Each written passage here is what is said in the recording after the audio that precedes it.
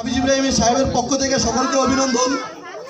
আমার মমতাময়ী মা ভোলানদীর উপজেলা বিএনপির সংগ্রামী আহ্বায়ক মাসুদা সুলতানার পক্ষ থেকে আপনাদেরকে শুভেচ্ছা এবং আগামীর ভবিষ্যৎ ভোলা ২ আসনের তারুণ্যের অহংকার ব্যারিস্টার মারুফ ইব্রাহিম সাহেবের পক্ষ থেকে আপনাদেরকে অভিনন্দন জানিয়ে আমি আমার বক্তব্য শেষ করছি।